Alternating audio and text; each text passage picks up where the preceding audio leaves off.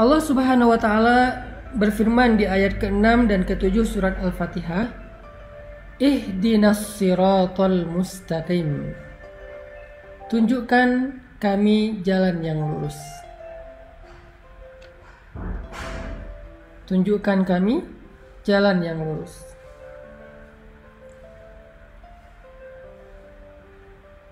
Saya menyampaikan di pertemuan sebelumnya bahwa surat Al-Fatihah itu adalah Ummul Quran.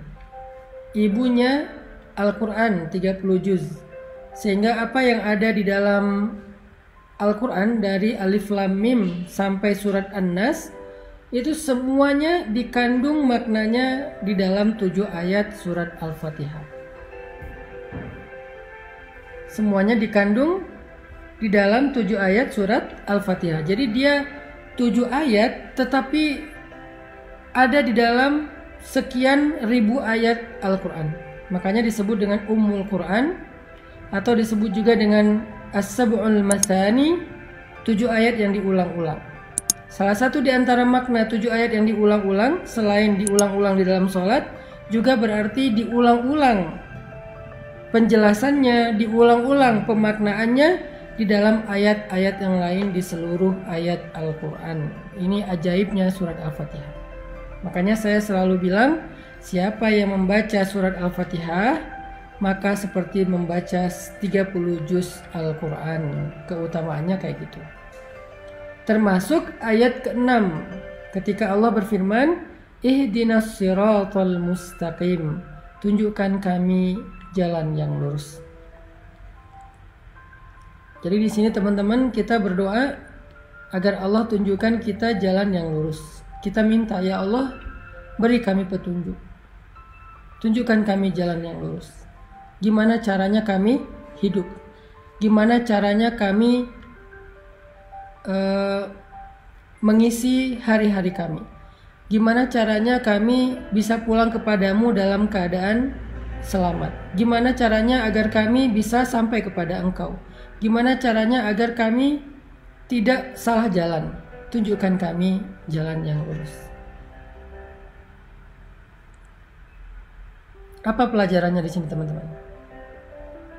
Ketika kita meminta kepada Allah untuk ditunjukkan jalan yang lurus, di sini tuh ada sebuah pengakuan kalau kita nggak tahu jalan.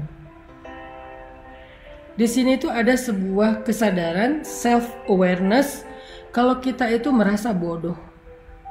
Kalau kita tuh merasa nggak tahu apa-apa, Allah lebih tahu, Allah lebih berilmu, Allah lebih maha mengerti, Allah lebih bijaksana. Kita tuh bodoh, awam, nggak tahu apa-apa. Di sini sebuah iktiraf, sebuah pengakuan. Sehingga kalau ada orang yang membaca ayat Ihdinas siratal mustaqim, tetapi dia merasa lebih tahu daripada Allah, berarti dia belum membaca Ihdinas siratal mustaqim. Apapun bidang ilmu yang kita kuasai, kita tuh bodoh, teman-teman. Apapun keahlian kita, kita tuh awam.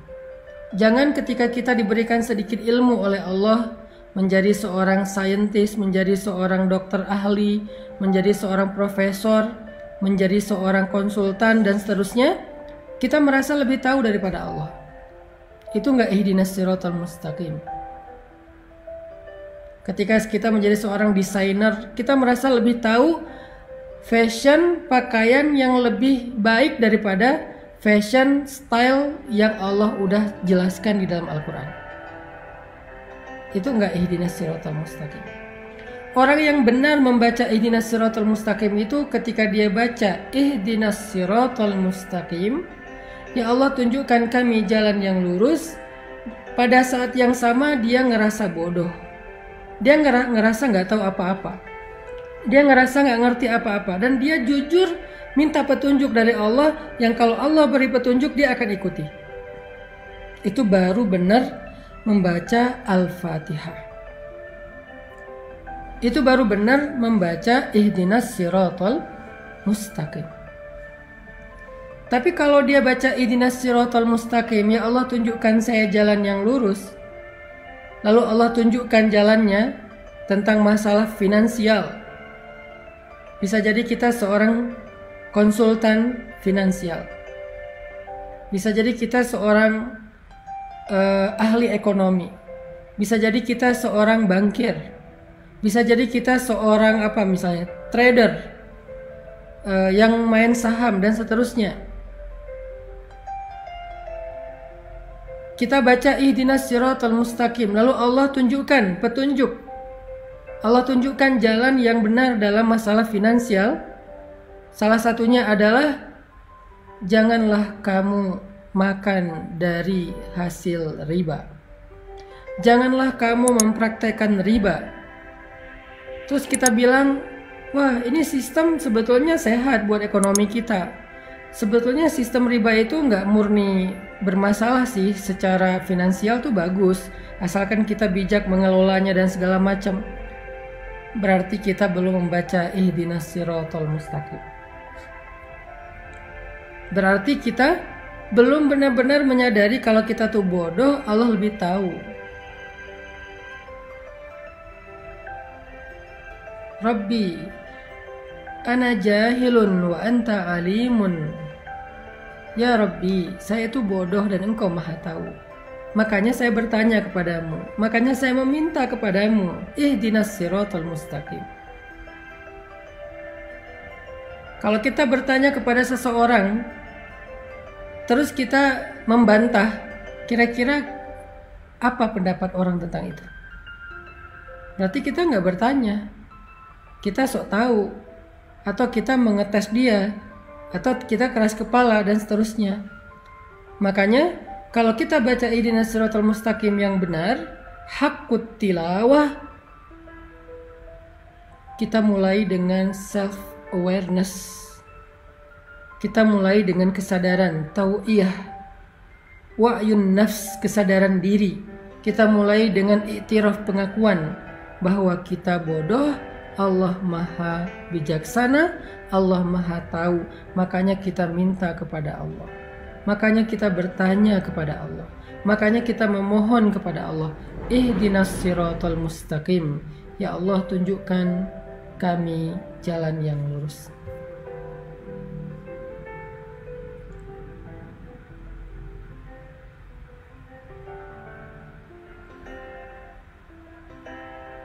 Itu poin pertama dari ihdinas siratal mustaqim. Begitu juga nanti kasus-kasus yang lain dalam kehidupan kita, tentang parenting, tentang fatherhood, tentang super mom, tentang ibu, tentang ayah, tentang orang tua kepada anak harusnya kayak gimana. Allah udah ngasih kita beberapa guidance cara mendidik anak yang paling baik. Terus kita sebagai konsultan parenting, konsultan pendidikan anak, nggak mau percaya dengan pendidikan, dengan konsep pendidikan atau petunjuk pendidikan yang ada di Al-Quran, bahwa mengajarkan Al-Quran dari kecil, mengajarkan sholat dari kecil dan seterusnya. Kita nggak percaya. Kita lebih percaya dengan kurikulum buatan kita sendiri, atau buatan manusia, atau buatan para ahli katanya. Berarti kita belum benar-benar punya self awareness saat membaca ihdinas siratal mustaqim. Apapun tentang kehidupan kita, Allah lebih mengerti daripada kita.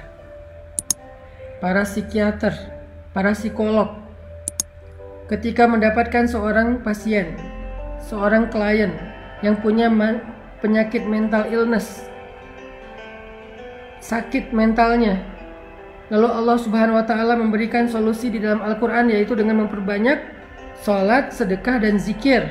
Di dalam surat Al-Ma'arij, manusia itu halu'a, jazu'a, manu'a, labil intinya, illal musallin, kecuali orang yang sholat dan dawam dengan sholatnya. Artinya memperbanyak sholat sunnah, ada terapi ibadah.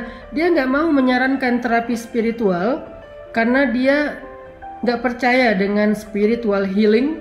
Dia lebih percaya dengan psikologinya, dan psikologinya berasal dari Sigmund Freud, bukan berasal dari Al-Quran. Bahkan kadang-kadang bertabrakan teorinya. Berarti dia belum membaca ihdinas siratal mustaqim. Dia merasa lebih tahu daripada Allah. Padahal Allah bilang, wallahu ya'lamu wa antum la ta'lamun. Allah lebih tahu dan kalian tidak tahu. Huwa a'lamu bikum idh ansha'akum minal ard wa idh antum ajinnatun fi butuni ummahatikum. Dia lebih tahu daripada kalian sejak kalian diciptakan dari tanah atau kalian masih janin di dalam perut ibu-ibu kalian. La tuzakku anfusakum. Jangan merasa sok tahu, merasa udah paling pintar, kata Allah.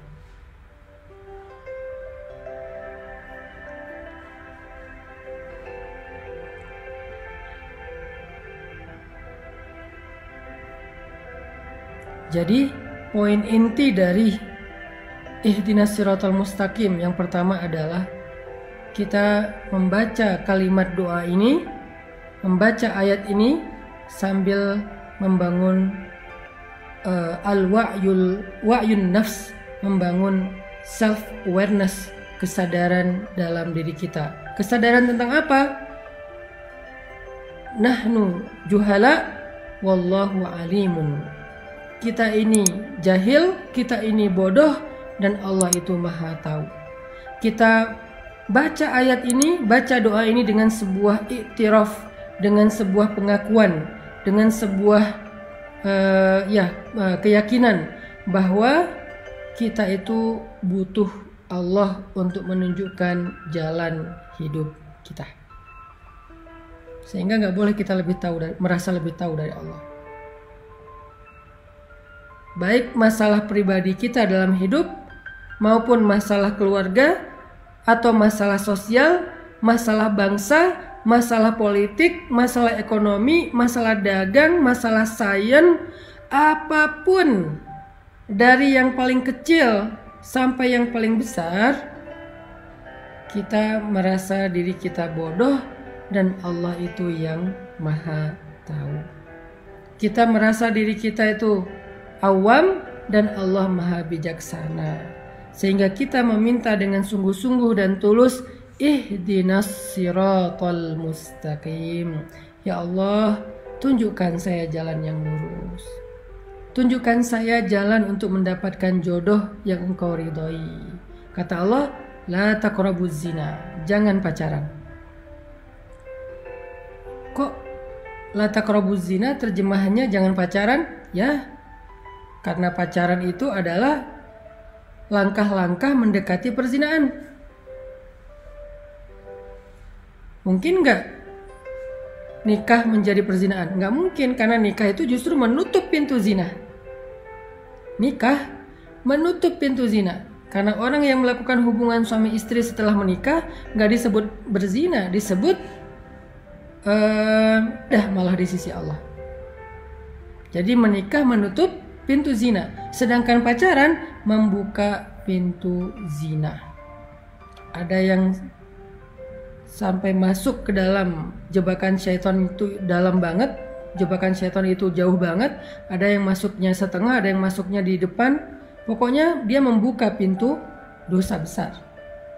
Sehingga Allah mengatakan la taqrabuz zina. Saya menerjemahkannya dalam bentuk tafsir, jangan pacaran. La taqrabuz zina, jangan pacaran. Kita bilang enggak kok, pacaran enggak gitu, enggak akan membuat kita sejauh itu. Saya ngerti lah, saya insya Allah sanggup menjaga diri dan segala macam. Saya percaya kok sama anak saya percaya kok sama pasangan saya dan segala macam. Siapa yang lebih tahu, kita atau Allah? Siapa yang lebih mengerti, kita atau Allah? Sehingga kita balikin lagi kepada surat Al-Fatihah. Ihdinas siratal mustaqim. Tunjukkan saya jalan yang lurus ya Allah. Kata Allah dalam urusan jodoh, la taqrabuz zina, jangan dekati zina. Kalaupun itu menjadi jodohmu, maka kehilangan berkah. Nanti banyak masalah. Atau kalau kamu punya masalah, Allah nggak akan terlibat dan membantumu. Tapi kalau kamu meninggalkan pacaran, kemudian dapat jodoh, ada masalah, Allah terlibat di dalam membantu masalah keluargamu. Allah pernah terlibat membantu Hafsah radhiyallahu anha ketika ada masalah dengan Nabi. Terlibat dalam membantu Khawlah bintu Sa'labah ketika dia dizihar oleh suaminya, ditalak dengan konsep zihar oleh suaminya di surat Al-Mujadilah. Allah membantu Hafsah di surat At-Talaq. Allah membantu Sayyidah Aisyah di dalam surat At-Tahrim, dan banyak lagi ayat-ayat Allah terlibat membantu permasalahan rumah tangga Nabi dan para sahabat. Kenapa Allah sampai turun tangan dalam masalah rumah tangga? Karena mereka memulai rumah tangga itu dengan cara yang Allah ajarkan, dengan petunjuk yang Allah tunjukkan. Ihdinas siratal mustaqim. Tapi ketika dia memulai rumah tangga itu bukan dengan cara yang Allah ajarkan, bukan dengan petunjuk yang Allah turunkan, nanti ketika ada masalah, Allah nggak akan terlibat. Dan itu hak Allah. Kita nggak melibatkan Allah kok dari awal. Kenapa kita maksain Allah terlibat di tengah atau di akhir? Kan nggak fair dong. Di awal ketika kita memulai hubungan rumah tangga, kita nggak melibatkan Allah. Kita pakai cara kita sok tahu. Nanti di tengah kita melibatkan Allah, kita maksa Allah kok nggak bantu saya. Kan dari awal nggak kita libatkan. Kalau kita libatkan Allah dari awal, kita nanya, ya Allah, cara dapat jodoh yang benar tuh gimana? Allah bilang, jangan pacaran. Terus caranya ta'aruf. Ta'aruf itu ada fikihnya. Ikuti aja fikih itu. Kalau belum berhasil, sabar dulu. Allah sediakan yang lebih baik. Kalau belum datang juga, sabar dulu. Berarti yang lagi disiapkan itu istimewa, makanya butuh waktu. Sampai ketemu, nanti ada masalah, Allah akan terlibat dalam menyelesaikan masalah kita atau bahkan membela kita. Karena kenapa? Kita libatkan Allah dari awal. Gimana melibatkan Allah dari awal? Ngikutin petunjuk yang Allah sudah turunkan. Ihdinas siratal mustaqim.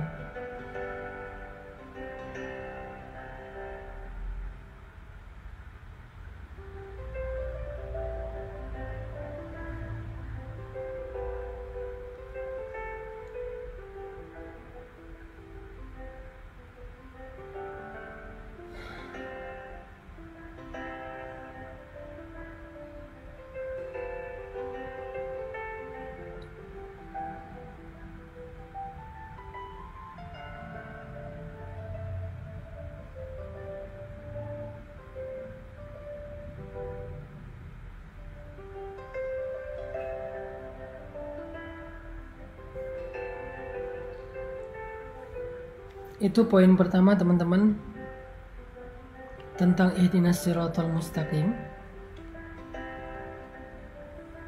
adalah i'tiraf dan wa'yun nafs. Ada pengakuan dan ada kesadaran diri.